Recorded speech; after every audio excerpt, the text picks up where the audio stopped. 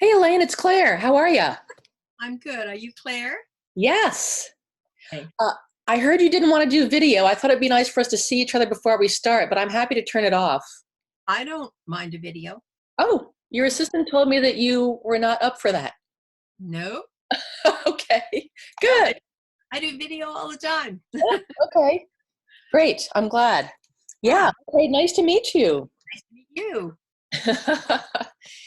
Where exactly are you? My first base is in Ottawa, which is the capital city of Canada.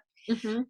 And then I have a practice in the Toronto, Mississauga, Oakville area, which is about 400 kilometers away. Hmm.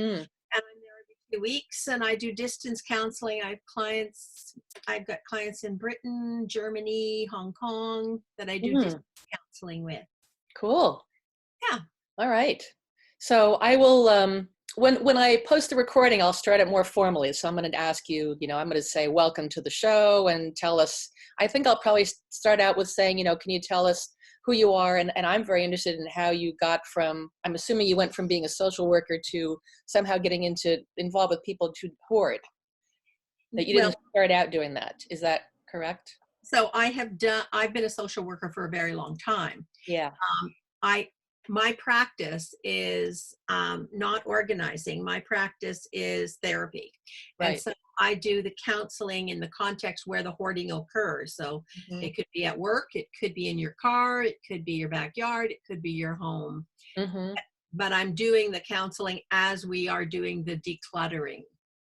Oh, so you kind of started out that way then? I was kind of assuming that you were a regular old social worker and then you discovered that there was this issue and you started to focus on Um, that. Broadly, that's probably true. Yeah. Okay. Broadly, yeah. The Yeah. last 18 years, I've been a social worker for over 35 years, Ah. but 18 of which I've specialized in hoarding. Yeah. Hmm. Okay. Is there anything else that you want to ask me or tell me before we go to the more formal part, which is I not don't, very formal, but I don't think so. okay. All right. So we are recording, so I might use bits and bobs here and there, but I'll do the formal intro. Elaine Birchall, I am so happy to have you on my show. You've written a book called Conquer the Clutter. Is that correct? That's absolutely right. Thanks for Oh, the invitation. you are welcome. So you're a social worker in Canada and you specialize in people who hoard. Was that always your specialty or how did you come across that? I was working with Ottawa Public Health, and we started to discover a new kind of emergency call. And then we kept meeting the same 5 organizations there, and we all scratched our head and we didn't really understand what we were seeing. They asked me to organize a workshop. We thought it would be a few people, um, it, community organizations, and we had an influx of just professionals. 220 were calling to ask if they could attend. That's when we realized we had a bit of a tiger by the tail and that this was a very common experience. We just were calling it something else. Mm-hmm. So I started there, and then I went into private practice, Mm-hmm. and ran a community coalition, the first Canadian Hoarding Coalition, for 5 years, and then the Canadian National Hoarding Coalition for 2. And I love what I do, so I think I'm very fortunate to be in private practice, and I'm out there right in the trenches with people. Wow. I I think dressed up for you today, Claire. I cleaned up. nice. Well, great. Um, so I think in your book you say that as statistically it's supposed to be 1 to 2% of the population is hoarder, but it's more, isn't it? No, no, no. The book says conservatively 6%. So Mm. I did some math just to kind of give you a sense of it. There are 462 million people who qualify as having hoarding disorder worldwide, and 300 and taking the American population at say 330 million. Mm-hmm. Um, you've got close to 20 million people in the United States alone who qualify as having hoarding disorder. Mm-hmm. So they tick enough boxes, but you've got many more people who are on the continuum. Yeah. Yeah. Yeah, I think in my note to your assistant, I said that I met a fireman once, and they have occasion to go into many kinds of houses. He said it's every fifth house. It's a lot, more than you would think. It is a great deal. Truth, I can't go anywhere and mention the word hoarding that somebody doesn't take me aside. They either self-disclose, they have a family member, they've got a friend. I mean, anywhere. I tried to get a boarding pass at Air Canada one time on a business trip, and just mentioned I was there on business, and they asked me why, and nobody else got a boarding pass from that kiosk for the next 20 minutes Oh my. because they had a family member. It's very, very sad. And Yes. it happens in secret, which means that you don't get in soon enough. Early intervention, obviously, is an earlier and better solution. Right. So I think that's the shame and the stigma. And to some degree, the TV shows have been a mixed blessing because they've given us the language to identify what we're seeing now. We're not calling it the cat lady. We're calling it animal hoarding and other terms. We've got it. We see it now. But it also plays to sensationalism and the worst of the worst. And then it's really about good television. And that really keeps a lot of people under the radar. Nobody wants to be associated with that. True. Yeah. And I know I have not had much experience personally, but I have worked on a couple of teams, and I've been really struck by the notion that one of our clients was a physician. She went to work every day and she did her job and she looked neat and clean and she was very intelligent, and her Yep. house was a completely different thing. So I do think some people associate this with poverty and, some kind of mental deficits, but it's not. It doesn't. The only thing different is the price tag on the item sometimes, and sometimes not even that. Yeah. Um, I've had judges, lawyers, psychiatrists, bankers, people who you look up to and you count on for advice and support. And I've got people who kind of fit the prejudice, Hmm. and everybody in between. Hmm. Yeah. Yeah. Do you think this is, years ago, there was a documentary called Affluenza. Are you familiar with that? Mhm. Do you think that people in more affluent countries suffer more just because there's more to collect? No, Interesting. Hmm. no. This is a mental health disorder that I think pretty stably affects a predetermined percentage of the population. It's just one more way to get stuck in life, right? There's Yeah. lots of ways. This is one way. And the only thing I think that would change is normally we keep things that are part of our cultural reference. So maybe what you're hoarding is different.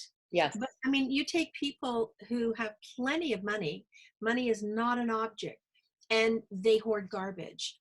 And other people genuinely hoard fine Mm-hmm. paintings and whatever. It's about the excessive accumulation, Right. failure to resolve it, the fact that it continues to build compulsively. A lot of people have compulsive behaviors and nobody calls them mentally ill. Um, and, you know, and then it gets out of hand, and their relationship to their things is probably more intense than the average person who considers themselves a collector. Right. I Yeah. did also work with a school teacher who, I don't know how she learned this, but she knew that she had to sit about 6 feet away from us and never touch the item we were talking about. She Mhm. said, I know it doesn't make sense, but the minute I touch it, I'm keeping it. Yep. No, well, yeah, so hoarding is it's interesting too. You've brought up two professions in what, 5 minutes? Yes. Because we do know that there are certain professions that seem to be at a higher risk. Ah, And they are professions where the production, storage, and retrieval of information or documents, and that can be on our digital information now in this day and age, is part of their professional functioning, mhm. but it also happens in their own life to the extent that it now uh, overwhelms and becomes unmanageable. Like there are three criteria. Maybe we can talk about that Yeah. later. Because every messy situation isn't hoarding. Yes. Yeah. True. And there's nothing that says hoarding is a messy, squalid situation. I've got people who are meticulously clean and well ordered. It's about the excessive accumulation and failure to resolve it. Yeah. Yeah. We could talk about the 3 criteria now. Do you want to explain Sure, that? Yeah. absolutely. So there are 3 criteria, and each criteria has to be ticked even to a minimal degree. Hmm. All right. The first is there must be what most people generally would describe as an excessive accumulation. And I like to say a failure to resolve that proportionally. That doesn't mean you're throwing things out or getting rid of things, but you're resolving it in some way. Okay. Hmm. And that is not a matter of that, the trite principle of one thing in and one thing out. If you're on that level right now, at this point anyway in your life, you're nowhere near hoarding. All right. Hmm. But that doesn't mean you can't get there. The Hmm. second criteria is any or all of the living spaces. That can be your car, that can be your office, can be your home, can't be used for their intended purpose any longer. You're still probably living and working in the environment. You're still using your car, but now you're making adaptations that are unusual. All right. Mhm.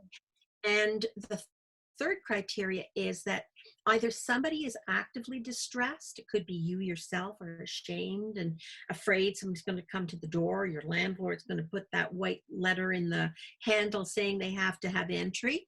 Um, or if the person or the agency had a legitimate right to enter the residence, they would, and knew the truth about the condition of the property, they would have cause to be concerned, and then that box has to be ticked. Okay, so the hoarder does not need to have personal stress about this, could be maybe unaware or in denial, but if a professional were to enter, they would rate it as.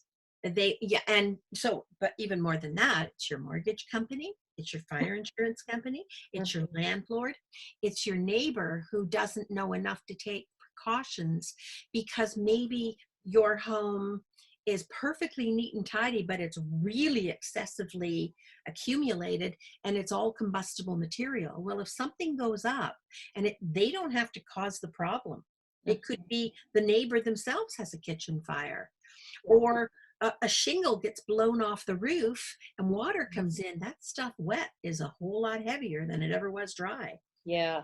And firefighters and first responders have been injured in these situations. Yes. Yeah. Yeah, that was one of the reasons the fireman mentioned it to me. It's like I'm Yeah. amazed at how many houses like this, and I am worried about my own safety when I go into them. Getting caught up in it because when they go in, it isn't one firefighter that's going in. Right. It's probably 2 or 3 who are trying desperately to get to the electrical panel, and they get caught on all kinds of stuff. Or they can't find the tenant to save them. Yeah. Yeah, that Yeah. can happen. Or the tenant can't get out because they've been toxified by the off gases. Yeah. Yeah. Right. So I want to go back to the first thing you said, that they need to resolve the quantity, but that doesn't necessarily mean getting rid of it. No, What are the other options? not necessarily. So, for instance, when you've got a very, very ill person who's really been hoarding for a very long time, untreated, undiagnosed, unfettered, okay, those beliefs are pretty well entrenched. All right. So if you go in and you do a massive cleanup, like removal to discard, you can put somebody into a psychotic break. Yes. And I've seen it happen Mm. for clients that came to me after. All right. They Mhm. never get over that. They Yeah. never get over that. And so, one of the things you can do as a harm reduction approach for a temporary period of time Mhm. is remove as much of the stuff as they will let you do. That they're advising you, they're okaying it. You remove it to storage. Uh-huh. Um, then what sometimes happens, don't count on this to the person, but what sometimes happens is that when that stuff is removed, it's amazing when it's not just enough of the time that it's worth mentioning. It's um, not part of their day-to-day environment any longer. It's amazing how sometimes the relationship changes. Mhm. And now it's actually easier. You go into 3 months later and they're far more easy. it's far easier. They're far more able to sort things with you there because it's not so personal anymore. Right. Yeah. And you're Mhm. in a place where there's not all the associations and the history and yeah. Yeah, it's loaded. It's very Right. loaded in the environment. And that's the other thing too. Even if there are a few really important things in there, it's almost like the sense of the importance of the things that they know are mixed in the piles becomes associated with everything. Now everything is important. Yeah. Yeah, by association. Hmm. Yeah. So can you share some success stories with me? Absolutely. I I never cease to be amazed at what people use in order to get well Mm. and look for the peace that then the mental health that they're striving for. I had a young woman, she in her 40s, who had been the victim of a rape a number of years before. A very I mean, not rape is ever good, but this was really very, very extreme. And nobody believed her. And even her own family didn't believe her.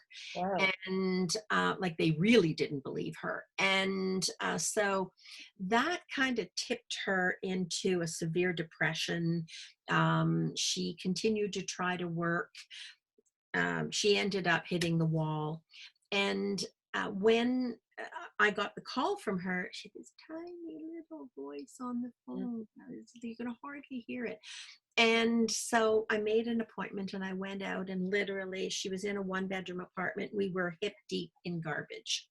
And of course, best poker face. We sat, we talked about it, we worked together, and I said to her, I'm interested in what prompted the call, because clearly this was extreme. And she said, I was watching television, she said, and there was it was a CSI show. Mm. So thank you, CSI. Um, and they did a program on hoarding, and the two characters in that film clip were talking about, can't imagine how people live like this. And the other character said, well, they must just be really stuck. And so she said, it didn't dawn on me then. I went to bed, and she said, about 4 o'clock in the morning, I got up and I went out and I looked at the stuff again and all the rooms, and I thought, that's what it is. I'm stuck. Mm. And she said, so when I could find my laptop, I did a Google search and I looked at a number of people, and she said, and I thought, well, she looks reasonable. Mm. And she said, and then when I called, um, and I heard your voice, she said, I thought she doesn't sound like a Nazi. Mm. And so she said, I decided to take the leap. Well, we worked together for a year and a half.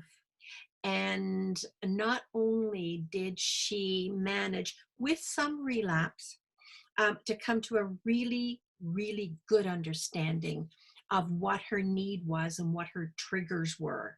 Mm. And she's gone on with a lot of effort to develop her own strategies for buddying up with a friend, to help her. So she helps the friend with one problem the friend has, and this friend has become a trusted ally. That friend now buddies with her, and I've given her some ideas about things that were key, and she's coached the friend. But what I helped her do was to reestablish herself Mm. and to understand, first of all, boundaries and limits and what hers were that weren't being respected and which ones she wasn't respecting, and also to help her renew her self-esteem, so that if you don't feel worthy, or you are dissing yourself, why would you make an effort Mm. if you don't think you're worthy of success or capable of it? So I Mhm. love the fact that not only has she managed to maintain the apartment, I'm sure she fights the kitchen sink and the counters a little bit once in a while. But she's also gone on to take responsibility for developing an additional strategy that she particularly needs because money's an object with her. Mm, So, mm, really good. Yeah. yeah. So identifying herself as stuck, that was kind of a key thing for her. She didn't identify as a hoarder or OCD or any of those things, but just She being didn't. stuck. She knew OCD. She knew OCD, and she did have OCD. It's Mhm. one of the reasons, not it didn't cause the hoarding, Right. but it sure made the hoarding more difficult when you're stuck in that anxiety, the compulsions, rituals, Yeah. and that's taking up your mental space. Mhm. You're not wondering what else is wrong. You're just thinking this is the side effect of that. But of course, once hoarding sets in, you now have a discrete disorder, additional disorder in its own right. And we did work on OCD, and we got her into community lifestyle and mental health programs and things like that. She had a psychiatrist who was wonderful. I worked collaboratively with the psychiatrist. Sometimes we had joint sessions. Mm. But then what the thing I love about it is she picked it up from there and made it her own, and that's why it continues to work Yeah, for that's her. great. Yeah, yeah. So was one of her issues, it seems like just what I have observed, and I have not had a lot of experience, that people just become irrationally attached to objects. They can't tell you why, but the idea of getting rid of that object, which unfortunately applies to pretty much everything you see, is just unbearable to them. So how do you kind of break through that? Or maybe there's multiple ways. No, I wouldn't use the word irrational, because irrational, in my mind anyway, connotates that this doesn't make sense, but it does make sense. It's Mm. just we're looking at it through our lens. We're not looking through it through their lenses. And so when you're looking at three paths, why don't we talk about that for a minute? Because Yeah. that'll kind of make you understand the lens thing. Mhm. Okay, so basically, I've created, I didn't create, but I've assimilated all of the information that I know, all of the clients I've worked with, all of the research that I've done and that I've read, and it comes down in my mind to three paths. And the first is genetics. Mm. We know that depending on whose research you listen to, anywhere from 50 to 84% of individuals who hoard have a first degree family relative who hoards. So that's a mother, father, sister, brother. Now, when you also add the history of the next path, which is a history of comorbidities, other mental health and physical health conditions that can be inherited quite often, you think of maybe families where the modeling behavior, because the parents themselves didn't teach the youngsters skills or attitudes. Maybe you can coach somebody to be a sentimental hoarder. Mm. You can make them feel Yeah. guilty if they don't keep things. What's wrong with you that you don't appreciate the love? That was made with love, so you should keep it, whether it fits who you are today moving forward or not, right? Mm. So we teach our children some pretty strange things when it comes to, and not healthy things. We pass on our own illnesses and our own biases. Mhm. So that's perfectly rational Yes. to the person who's at the receiving end of that, because this is what you do. Mm. Doesn't everybody? Yeah. Okay. The second path is if you're one of the unlucky folks who has one of a list of comorbid factors. So that can be, I won't go through the whole list, but that can be ADD, ADHD, which are neurologically passed along, um, OCD, which has a familial pattern of inheritance, anxiety, depression. Think of how many people in the Western Hemisphere or worldwide have anxiety and depression, Claire. Yeah. Okay. It could be some of the more serious ones: schizophrenia, bipolar, Mm. social anxiety, social phobia. The list goes on. Yeah. If you are unlucky enough to have one of those, then you are at a higher risk of also developing this second disorder. It doesn't cause it, but it feeds it. it makes it more difficult. Now you've got a more complicated. Well, when somebody with OCD is looking at their possessions, it makes perfect sense. Mm-hmm. If you don't, if you start to see it through their eyes, think of the fears. Think of how many people are working 2 and 3 jobs to make ends meet. Mm-hmm. And they also have an additional factor. Well, maybe they don't believe that they would be safe if they gave this thing away. Mm-hmm. Sometimes people get really, really ill, and because it's gone on for a very long time, usually Yeah. unfettered, and they they believe that this thing is part of a memory of a happy experience, and that if I if I let that go, I'm letting go of part of the memory. It's sort of like I've taken my finger out of the dike, and now Yes. it will. Who can say if that is what's happening in their mind and that's their experience? That's a perfectly rational thing. They It is. believe. I've noted, yeah, with some people, sometimes it's the possessions have to do with an identity that they had before that they don't want to give up, because that means I'm not that person anymore, and they don't want to face being the person that they are now. Or it could just be that exemplifies the fact that at one point I mattered. Yeah. And I need a reminder that I haven't always been in this situation where I'm so overwhelmed that I can't even manage my environment. Yeah. Okay. So sometimes it, it it's just, it's like a beacon. And who would let go of a beacon that is a happy event or a meaningful event? And so the third path is a path that I find particularly scary because I believe most people are vulnerable to it. Mm. And that is, those folks, and it can be any one of us in a particularly bad or challenging or busy time that gets drawn out. All Yeah. right. So it lasts for quite a while. Maybe we even start making it our lifestyle to be overscheduled. And they always are just on the edge of fighting for control of the clutter or the buildup or the this or the that. And they make a little headway, and then they lose a little, and they make a little, Mhm. and they lose a little, and then something happens. All Right. right.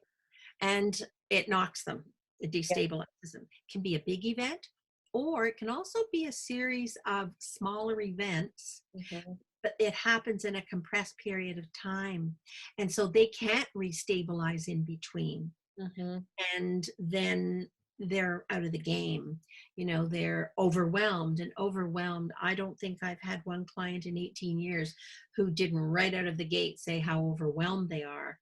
So that's a state of mind when you feel it starting to come on, that you really need to stop.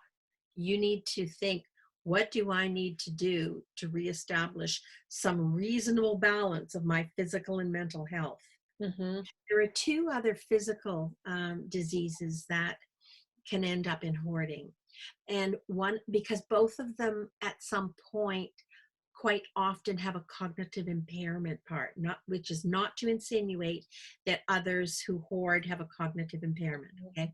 Parkinson's is one, Mm. MS is another, Wow. where the brain function actually changes, and sometimes the personality changes as well, but certainly the person's ability to think strategically, Or because the executive functioning, like executive decision making. function, yeah, is Yeah. not working for them Right. in the way they need it to, yeah, to solve the Yeah. problem, make a plan and solve the problem. And then quite often too, they are physically limited as far as mobility and the risk of falling and Right. that kind of thing. Yeah.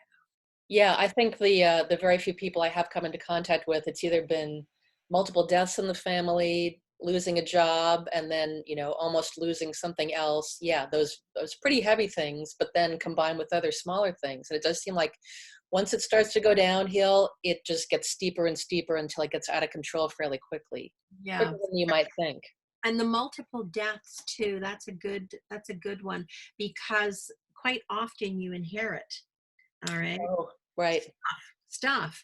And I don't know about you, but when you're actively, acutely grieving, I'm not sure that's the time you want to decide what part of mom you're going to throw away or Yeah. give away. And that is a really good time if you can manage it. If you've got a friend who's got a basement, or you've got one room in your house that is not going to be a fire hazard and it's not all combustible material, where you can just put it, Mm. okay, and wait. Give yourself a good 3 to 6 months and see how you're feeling then, about, and be asking yourself in the meantime, do a little personal work. Okay, that was them. Who am I today moving forward? Mm-hmm. Compared to, and really go in and have a look. If it's a storage unit, go to the storage unit and have a look, and try not to fall in love or talk yourself into anything, but just come to terms with, what are these things and what speaks to me? Mm-hmm. Okay, what speaks to me? Yeah. And then what would be the best resolution, where I respect the wishes of the person who Yeah. left me these things. So where can I find a home Yeah. where somebody who feels the same way about these types of things and will care for them? Right. I don't have to find that person.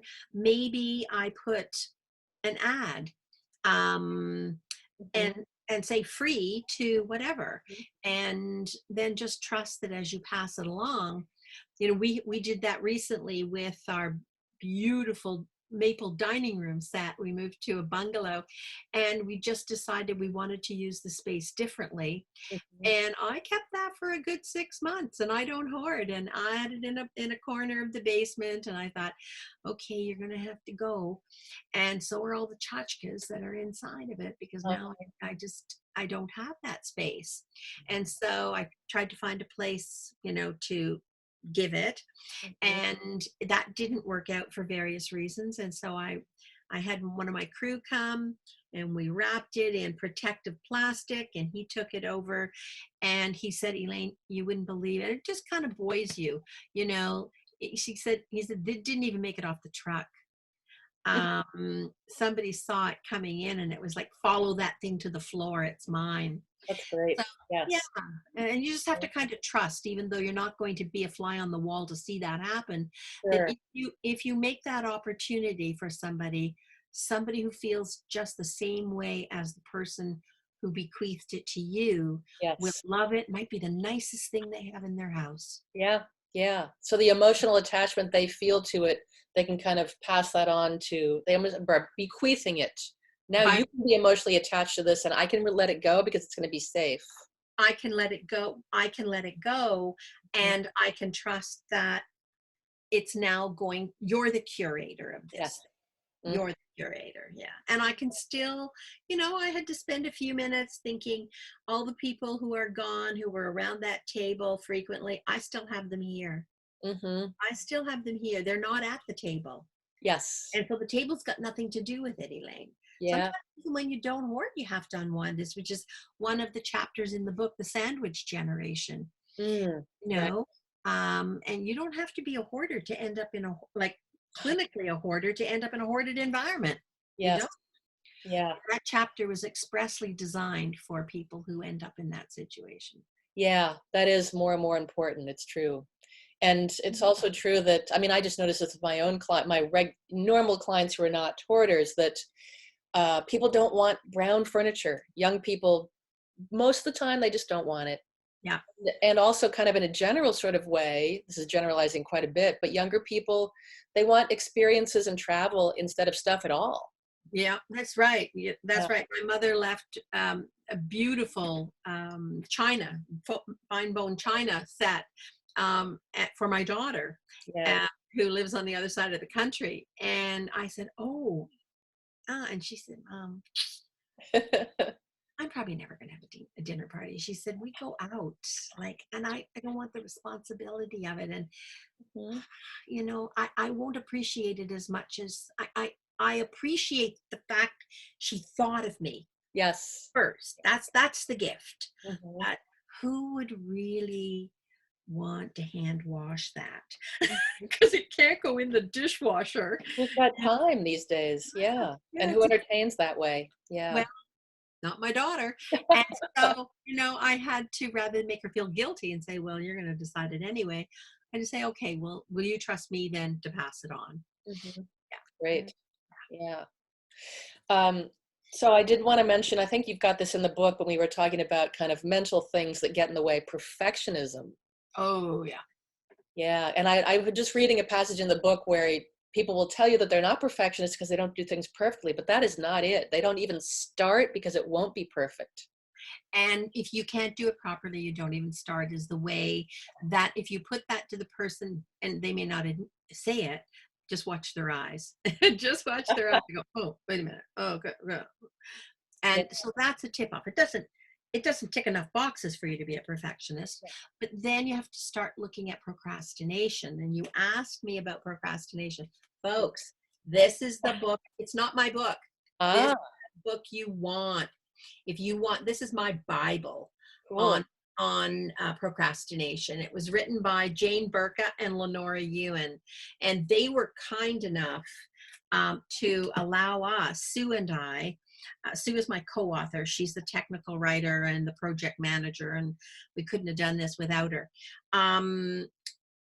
She allowed us in our book to move forward with her work and to develop worksheets, Hmm. which are in the book, and for people to kind of do a little bit of work on finding out the extent to which this might be an issue, because procrastination is a greatly misunderstood behavior choice. Hmm. It is a choice. Yeah. Sometimes it's an unconscious choice, though, Hmm. where you're not sitting there rationally working it out strategically. Hmm. It's your default. And basically what procrastination does is it helps you avoid something that's even worse for you. It could be success, it could be failure, it could be control by others, it could be, my gosh, if I do a really great job and finish that and get lauded for it, Uh-huh. they're going to expect even more from me. Yes. How do I beat this? And, Yeah. and what The I do fear of is, success. yeah. Yeah. And so what I do with my clients is right away start working with them on developing the concept of good enough. Yes. I Good love that enough. one. Yeah. Good enough. Yeah. Hmm. And how can you understand what that looks like in your own life and Hmm. in the choices you make, and then allow yourself to be peaceful with it. Yeah. Yeah. Yeah. I'm just looking up this guy that I've quoted before named Timothy Pitchell. Are you familiar with him? I'm not. No, what did he He, write uh, about? he's a psychology professor. He's a fellow Canadian at Carleton University in Ottawa. Oh, wow. Okay. So he's written some books now, but he's got a whole like department studying procrastination. And he's found really interesting things like people often overestimate the importance of being in the mood to do something. And he says, if you're going to wait for that, you're not going to do stuff. So you really just have to be more just overcoming that, internal mood, emotion, and just kind of get to work. Like make a list. I'm going to do A, B, C, and Well, I think that works with that's hoarders. taking a very linear approach to it, and I'm It sure for some people that works. Must, if he has a whole department on it. But the thing I really like about Jane and Lenora is that they come at it from behind the scenes, as is. opposed to here's how you just get on with it. Okay, because that's not useful to people who are stuck. Right. Here, okay, just pull up your bootstraps. Come on. It's the 15 minutes you do every day, da da da da da, get on with it. You can Well, that every was me. Actually, what Pitchell said, he's just finding what people think. He's Mhm. not necessarily recommending that. I added that part in, so let's not blame him for that. Yeah. Okay, so these two PhDs have they've worked out strategies to Mhm. help you deal with that fear or belief. Yeah. So now you're taking command of it, as opposed to just understanding, oh, that's my thinking and I have to change it. Yes. They actually have strategy, like really effective strategies. And then we've got the worksheets if you want to do a little work on it Yeah. in Conquer the Clutter. I should show you Conquer the Clutter. There's Conquer the Clutter. Yes, great. Conquer the Clutter by Elaine Birchall. Look for it today And, and, online. and Suzanne Cronkite. Okay. Sue is my co-author. Yes. So that brings me to a question I had for you. Why did you decide to write this book? Well, for the last 18 years, as I said before, I've done nothing but work with hoarding situations and people and loved ones of individuals who hoard, and professionals, training them as well on what is hoarding, and when the rubber hits the road, how do you manage Mhm. that? And so many times my clients would teach me something Mm, about what works and what doesn't work. And they would, when I would do something with them, they would say, like later on, they'd say, when you said that, or when we ran that experiment, that really, I got it. That's when the light went on. You should write that down. mm, And so I was thinking, okay, I'll write it down. And I did, but what was I going to do with it? And then some of the experiences that I've had over the last 18 years have been so viscerally poignant mm, that it's almost like secondary trauma mm, to witness them. They're very painful and they're very intense. And so for my own care, my own self-care, I would go and write a story and just unload it so it's outside me. yeah. And that, I found that really helped. So I had probably 10, 15 stories where I would, just in case anybody opened that loose leaf binder, they might identify somebody. I would shadow them, or I would take 3 and 4 people who had a common experience and make it the story. Mhm. And so we decided, Sue one day said, I want to write a book.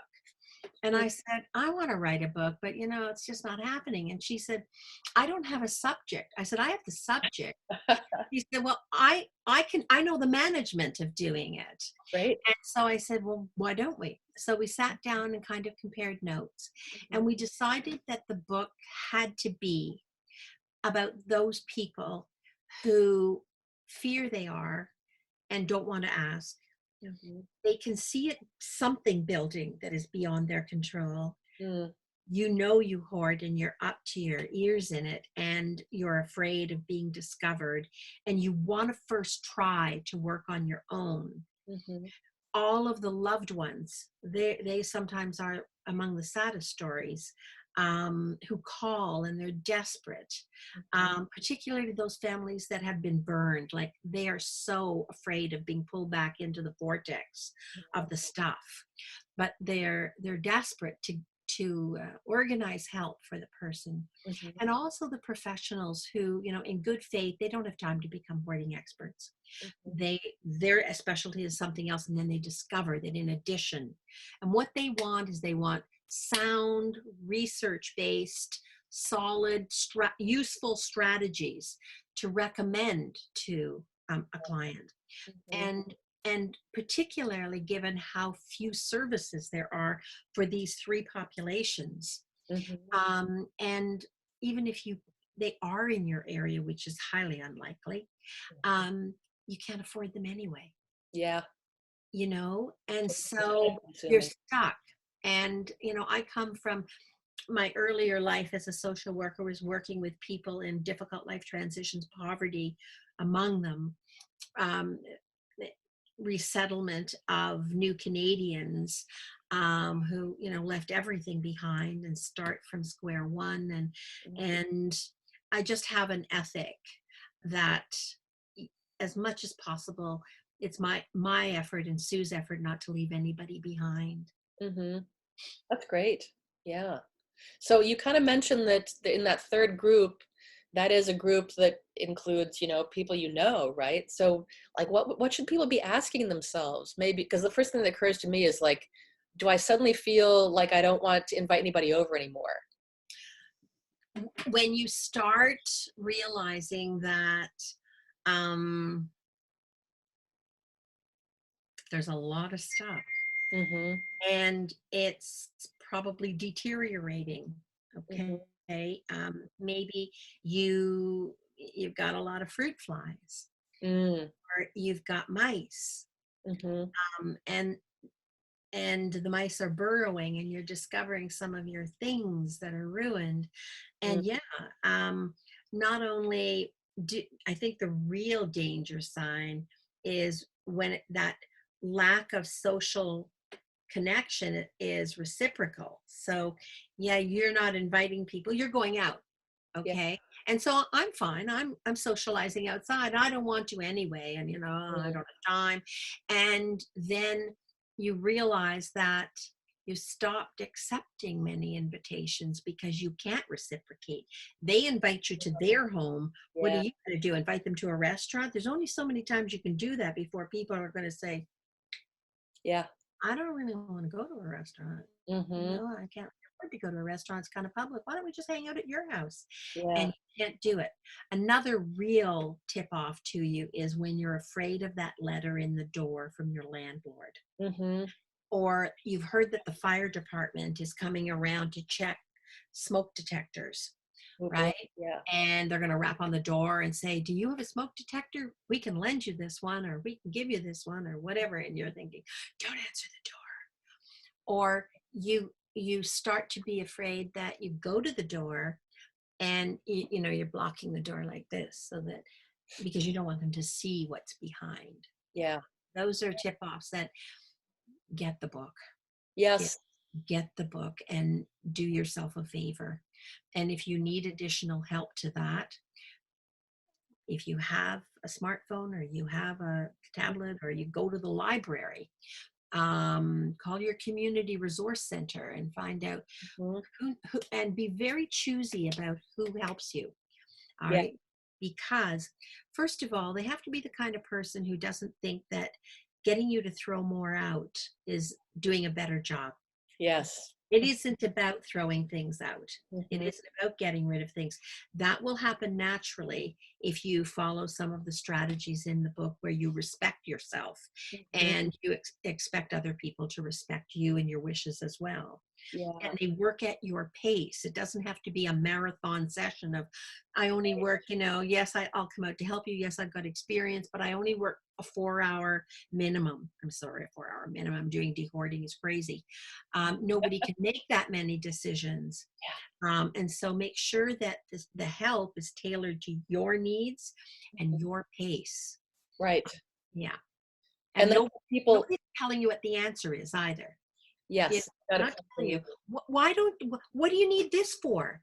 Well, that's the wrong question. Right. That's the wrong question.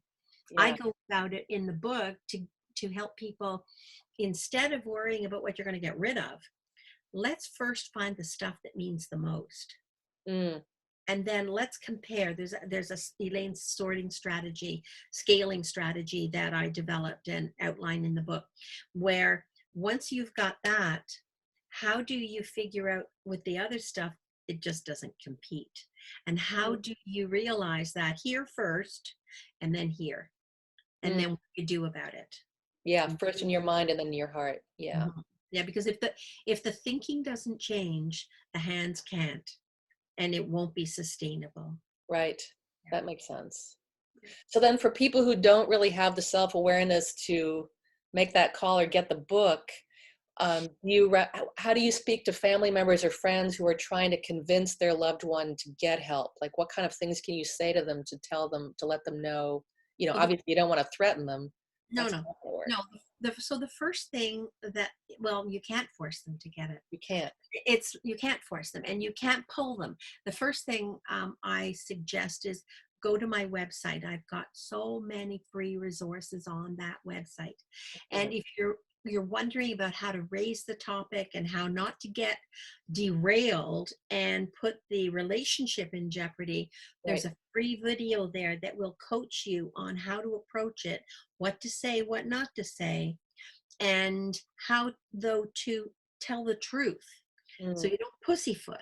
All Yes. right, you're telling the truth, but you're doing it in a way that keeps you on your side of the line. Mm-hmm. Because I say you can't, if you, well, you can, of course, a lot of people get damaged by it. you can't force somebody, you can't pull them, you can't make them.